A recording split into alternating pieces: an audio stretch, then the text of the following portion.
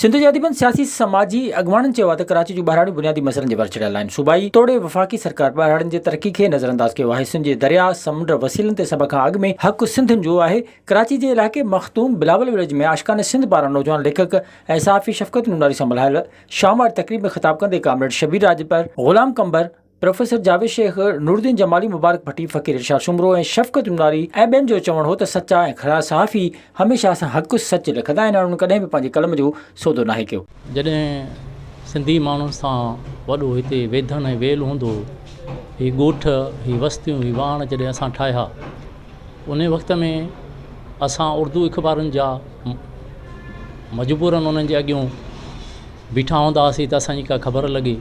पोइ सिंधी मीडिया आई ऐं उन मीडिया में अहिड़ा नौजवान वरी आया, उन्हनि ॾिठो त सिंधी माण्हुनि सां हिते जेको वेधन ऐं कराची जे अंदरि ज़ुल्म थिए थो पियो, उन आवाज़ खे हिननि एॾो भरपूर तरीक़े सां निभायो ऐं उन्हनि आवाज़नि खे आला ऐवाननि ते पहुचायो।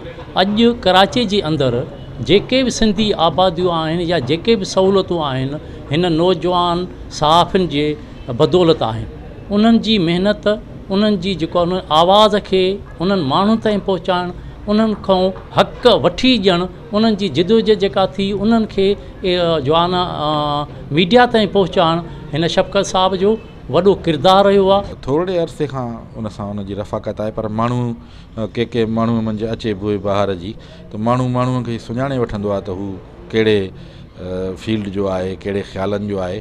शफ़क़त नूनारी कराचीअ जहिड़े अजगर शहर में, जंहिं लाइ भिटाई चए चयो है हेॾो कहर कलाच में, ऐं कहर कलाच जो असां ॾिसी चुका आहियूं काफ़ी सालनि खां वठी।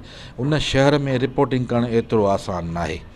हिते उहो नॉर्मल वॾेरो कोन्हे, पर हिते सनअतकार, हिते लैंड माफ़िया ऐं हिते तमामु वॾियूं वॾियूं बलाऊं वेठियूं आहिनि। उन्हनि जे ख़िलाफ़ु लिखणु इहो वॾो जिहाद आहे ऐं कलम खे जाइज़ तरीक़े सां इस्तेमालु करणु असुल में उहो ई वॾो जिहाद उहो ई आहे। शफ़क़त में अहिड़े दाणा आहिनि, उहा ख़ुशबू आहे।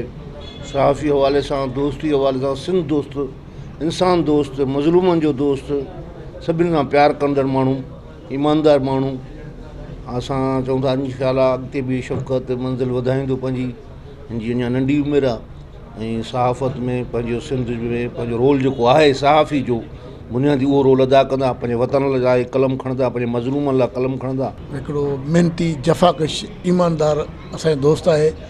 इन मेट्रोपॉलिटन शहर में जिथे कब्ज़ागिरी हुजे, जिथे दादागिरी हुजे, जिथे तइलीमी इदारनि ते कब्ज़ा हुजनि, जिथे सिहत सेट न हुजे, जिथे सिंधी ॻोठ ॾाठा वञनि, जिथे का बि फैसिलिटी अवेलेबल न हुजे, उन सभिनी सहूलियतुनि खे उजागर करण लाइ इन तमामु हिकिड़ो पॉज़िटिव ऐं बहितरीनु किरदारु अदा कयो आहे। ऐं तमामु हिकु ख़ुशनसीब सहाफ़ी आहियां जो अवामी आवाज़ मीडिया ग्रुप में कमु कयां थो।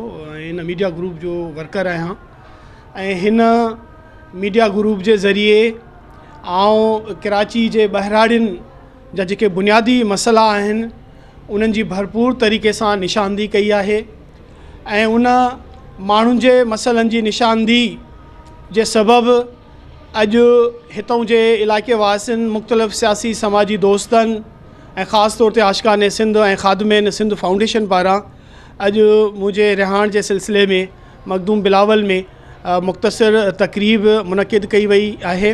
उन लाइ मां उन सभिनी दोस्तनि जो बेहद शुक्रगुज़ार आहियां। इन मौक़े ते रजीब मक्सी क़ौमी गीत ॿुधाया। फ़कीर करीमदाद खुशकुल, जाफ़र लाखो, हुसैन ख़ान गोपांगो एडवोकेट, ग़ुलाम रसूल ॾाहिरी, अमन राजपर ऐं ॿियनि पिणु शिरकत कई।